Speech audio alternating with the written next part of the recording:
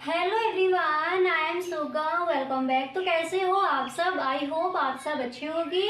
स्वागत है आप सभी का कि अपने एसपी स्टडी यूट्यूब चैनल पर। तो गाइस, आज हम इस वीडियो में देखने वाले हैं, जैसा कि आपने कमेंट किया था कि आपको तो गाइस आज हम यहाँ पर देखने वाले हैं, जैसा कि आपने कहा था कि मनोविज्ञान के जो भी आपके महत्वपूर्ण क्वेश्चन हैं, यानी सब्जेक्टिव क्वेश्चन और ऑब्जेक्टिव क्वेश्चन आपको एक ही वीडियो में बताए जाएं, जो इस बार के बोर्ड एग्जाम के लिए इम्पोर्टेंट हैं।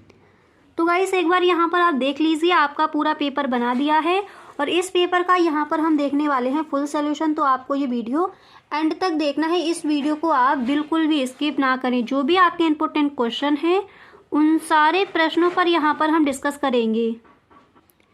तो यहाँ पर देखिए, जो आपका पहला प्रश्न है, तो क्वेश्चन क्या दिया गया है पहले उसको देखते हैं। तो जो आपका फर्स्ट क्वेश्चन है, आप देख सकते हो पहला प्रश्न यहाँ पर दिया गया है कि स्मृति प्रक्रिया का दूसरा चरण कौन है। ठीक है, देखिए गाइस, जो आपका पेपर है यहाँ पर पूरा पेपर बना दिया है। जिस तरह का आपका जो पेपर है वो बोर्ड एग्जाम में आज किया जाता है, उसी तरह से वही क्वेश्चन यहाँ पर रखे गए हैं जो इस बार के बोर्ड एग्जाम के लिए आपके लिए इम्पोर्टेंट है। ठीक है, तो इस वीडियो को आप पूरा देखें। वीडियो को आपको बिल्कुल भी स्किप नहीं करना है। तो यहाँ पर देखिए, पहले जो आपके ऑब्जेक्टिव क्वेश्चन दिए जाते हैं पहले उनको देखेंगे। इसके बाद आपके जो निश्चित उत्तरीय प्रश्न, इसके बाद अतलग उत्तरीय प्रश्न, लघु उत्तरीय प्रश्न एंड विस्तृत उत्तरीय प्रश्न कौन कौन से पूछे जाएंगे, उन सारे प्रश्नों को यहाँ पर हम देखेंगे। क्लियर? तो यहाँ पर का नंबर पर है कि स्मृति प्रक्रिया का दूसरा चरण कौन है। तो पहले ऑप्शन देख लीजिए। ए नंबर पर ऑप्शन है पुनः संस्मरण एंड बी नंबर पर है सीखना एंड यहाँ पर तीसरा है कि प्रतिज्ञा एंड यहाँ पर 4 नंबर पर दिया गया है धारण। तो स्मृति प्रक्रिया का दूसरा चरण कौन है। तो यहाँ पर जो आपका ऑप्शन नंबर देखिए, 4 ऑप्शन दिए गए हैं। इनमें जो आपका राइट ऑप्शन है वो कौन सा हो जाएगा, तो सही ऑप्शन हो जाएगा धारण, यानी 4 नंबर पर जो आपका ऑप्शन है यही हो जाएगा आपका राइट ऑप्शन। साथ ही साथ इन सारे प्रश्नों को आप लिखते चलिए क्योंकि ये सारे ही प्रश्न आपके इम्पोर्टेंट हैं। तो इसी तरह से खा नंबर पर है कि व्यक्तित्व के संदर्भ में कौन सा कथन गलत है। ठीक है, तो पहले ऑप्शन देखते हैं, इसके बाद जो इसका राइट आंसर हो जाएगा उसको देखेंगे। तो क्वेश्चन क्या है कि व्यक्तित्व के संदर्भ में कौन सा कथन गलत है। प्रत्येक व्यक्ति का एक अद्वितीय व्यक्तित्व होता है, या फिर वंशानुक्रम एवं वातावरण दोनों व्यक्तित्व को प्रभावित करते हैं। इसके बाद नेक्स्ट है कि व्यक्तित्व व्यक्ति के बाहरी आवरण तक सीमित है एंड यहाँ पर नेक्स्ट है कि व्यक्तित्व में आंतरिक एवं बाह्य दोनों व्यवहार समाहित होते हैं। तो यहाँ पर देखिए, जो आपका राइट ऑप्शन है वो कौन सा हो जाएगा, तो व्यक्तित्व के संदर्भ में कौन सा कथन गलत है। तो यहाँ पर जो आपका तीसरा है व्यक्तित्व व्यक्ति के बाहरी आवरण तक सीमित है, यही हो जाएगा यहाँ पर आपका राइट ऑप्शन। अब इसी तरह से नेक्स्ट क्वेश्चन क्या है उसको भी देख लीजिए। तो अगला प्रश्न यहाँ पर दिया गया है, आप देख सकते हो। नेक्स्ट क्वेश्चन है कि निम्नलिखित में से कौन सुनामी से संबंधित है। तेज हवाएं, या फिर अत्यधिक वर्षा, या फिर उच्च तापमान एंड नेक्स्ट है समुद्र के भीतर कंपन। तो आपका राइट ऑप्शन कौन सा हो जाएगा, यहाँ पर आपको ये ऑप्शन दिए गए हैं। क्वेश्चन है कि निम्नलिखित में से कौन सुनामी से संबंधित है। तो यहाँ पर जो आपका 4 नंबर पर ऑप्शन है समुद्र के भीतर कंपन, यही हो जाएगा आपका राइट ऑप्शन। क्लियर? इसी तरह से नेक्स्ट प्रश्न यहाँ पर क्या है उसको भी देख लेते हैं। तो आप देख सकते हो जो आपका अगला प्रश्न है यहाँ पर क्या दिया गया है। तो नेक्स्ट क्वेश्चन यहाँ पर आपका है कि व्यक्तित्व को प्रभावित करने के संदर्भ में निम्नलिखित में से कौन सर्वाधिक उपयुक्त है। तो कौन है, यहाँ पर देखिए, फर्स्ट ऑप्शन है कि वंशानुक्रम, सेकंड नंबर पर ऑप्शन है भौतिक वातावरण, नेक्स्ट है सामाजिक वातावरण एंड नेक्स्ट है इनमें से सभी। तो व्यक्तित्व को प्रभावित करने के संदर्भ में निम्नलिखित में से कौन सर्वाधिक उपयुक्त है। तो यहाँ पर जो आपका ऑप्शन नंबर 4 है इनमें से सभी। ठीक है, यही आपका हो जाएगा राइट ऑप्शन। वंशानुक्रम, भौतिक वातावरण, सामाजिक वातावरण व्यक्तित्व को प्रभावित करने के संदर्भ में सर्वाधिक उपयुक्त होते हैं। तो यहाँ पर इनमें से सभी जो 4 नंबर पर ऑप्शन है यही हो जाएगा आपका राइट ऑप्शन। इसी तरह से नेक्स्ट प्रश्न क्या है उसको भी देख लीजिए। तो अगला प्रश्न यहाँ पर आप देख सकते हो, नेक्स्ट क्वेश्चन आपका दिया गया है कि निम्नलिखित में कौन ध्वनि प्रदूषण का परिणाम हो सकता है? बहरापन, अशिक्षा, बेरोजगारी या फिर उच्च आकांक्षा स्तर। तो निम्नलिखित में कौन ध्वनि प्रदूषण का परिणाम हो सकता है? यहाँ पर जो आपका ऑप्शन नंबर 1 है बहरापन, यही हो जाएगा आपका राइट ऑप्शन। अब यहाँ तक आपको क्लियर हो गया।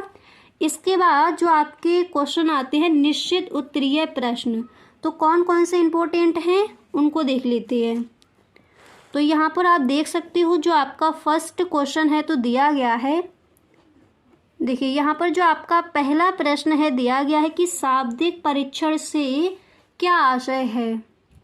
शाब्दिक परीक्षण क्या है? तो सबसे पहले आपको हेडिंग डालनी है शाब्दिक परीक्षण। हेडिंग डालने के बाद आप लिखोगे गेट्स एवं अन्य विद्वानों ने शाब्दिक परीक्षण को इस प्रकार से परिभाषित किया है।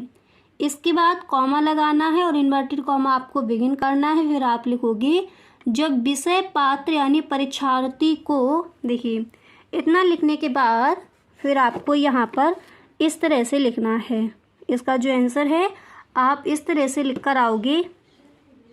देखिए इस तरह से आप लिखोगे गेट्स एवं अन्य विद्वानों ने शाब्दिक परीक्षण को इस प्रकार से परिभाषित किया है कि जब विषय पात्र को शब्दों में अभ्यास पढ़ने की अथवा दी गई समस्या का समाधान करने की आवश्यकता पड़नी है तो उस परीक्षण को शाब्दिक परीक्षण कहते हैं। इस तरह से आप जो आपका क्वेश्चन है इसका आंसर आपको इस तरह से वहाँ पर लिख कर आना है।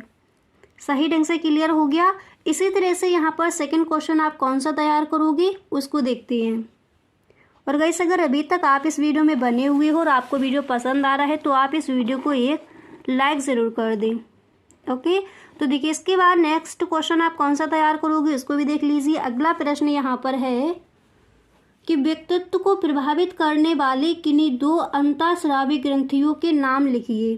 ठीक है, तो यहाँ पर देखिए आप इस तरह से लिखोगे कि नलिका विहीन या अंतःस्रावी ग्रंथियां शरीर के विभिन्न हिस्सों के विकास और उनकी गतिविधियों की भावनात्मक स्थिरता और स्वभाव पर बहुत प्रभाव डालती है।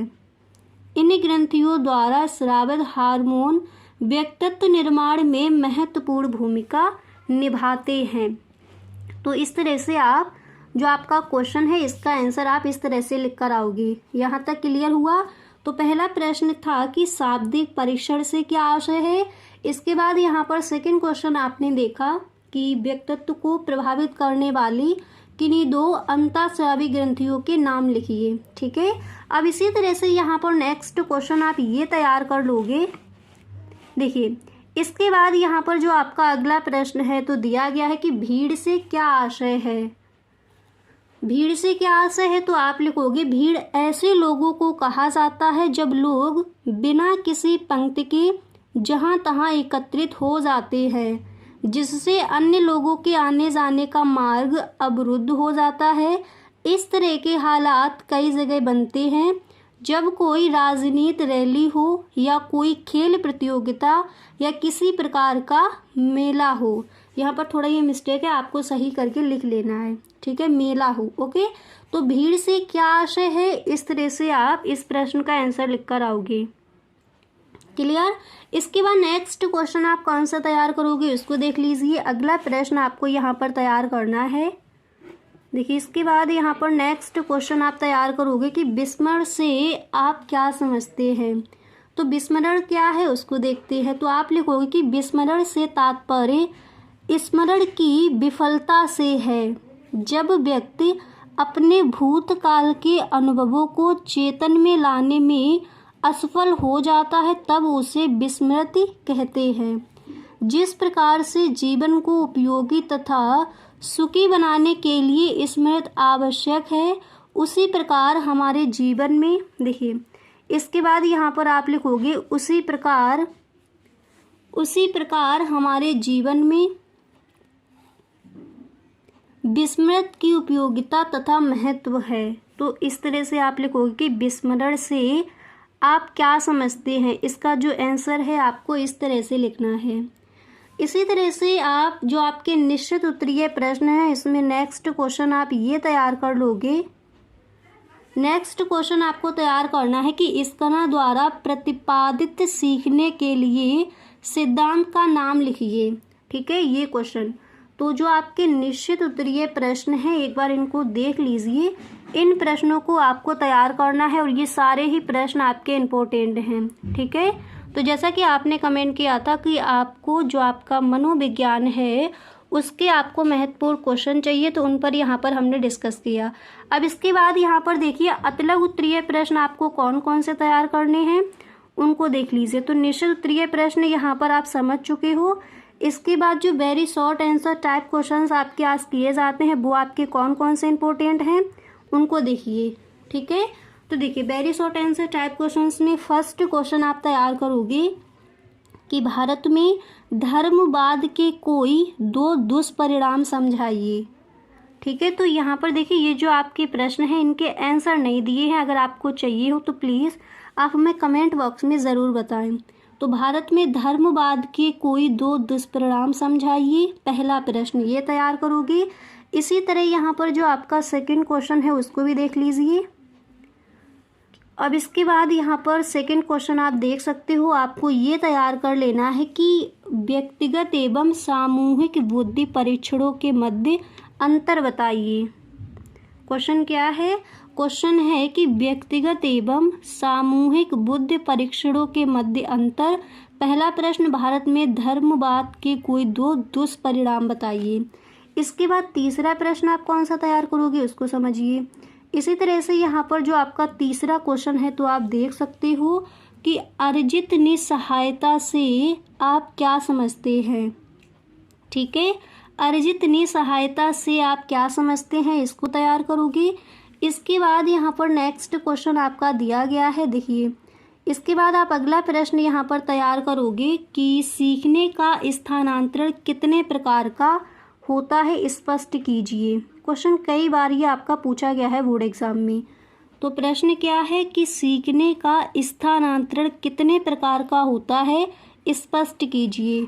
इसी तरह से नेक्स्ट क्वेश्चन भी आप देख सकते हो very short answer type questions में। अगला प्रश्न आपको तैयार करना है कि न्यूरॉन की संरचना का संक्षेप में वर्णन कीजिए। न्यूरॉन की संरचना क्या है उसका आपको संक्षेप में वर्णन करना है। तो अतलग उत्तरीय प्रश्न आप ये तैयार करोगे। इसी तरह से यहाँ पर नेक्स्ट क्वेश्चन आपको कौन सा तैयार करना है उसको देख लीजिए। अगला प्रश्न यहाँ पर आप तैयार करोगे कि व्यवहार के वैदिक आधार से आप क्या समझते हैं। ठीक है, व्यवहार के वैदिक आधार से आप क्या समझते हैं। अगर यहाँ पर आपको स्क्रीनशॉट इसका लेना है तो आप ले सकते हो। ये है आपके इम्पोर्टेंट क्वेश्चन अतलग उत्तरीय प्रश्न में। निश्चित उत्तरीय प्रश्न में कौन कौन से क्वेश्चन तैयार करने थे उनको आपने देख लिया। ठीक है, अब देखिए आपके रह गए हैं जो आपके शॉर्ट आंसर टाइप क्वेश्चंस और आपके जो लॉन्ग आंसर टाइप क्वेश्चंस हैं वो आपके रह गए हैं, वो हम देखेंगे नेक्स्ट वीडियो में। तो जैसा कि आपने कहा था कि मनोविज्ञान का आपको पेपर चाहिए, पूरा मॉडल पेपर का फुल सॉल्यूशन, तो यहाँ पर हमने देखा जो आपके क्वेश्चन रह गए हैं उनको देखेंगे हम नेक्स्ट वीडियो में। इसी तरह से आपको भी किसी सब्जेक्ट के कोई भी इंपॉर्टेंट क्वेश्चन या फिर मॉडल पेपर का फुल सॉल्यूशन चाहिए हो तो please tell me in the comment box. जो भी आप कमेंट्स करते हो सारे कमेंट्स का रिप्लाई आपको मिलता है। ठीक है, तो अगर आपको भी गाइस चाहिए तो आप हमें कमेंट बॉक्स में ज़रूर बताएं। Okay, thank you so much.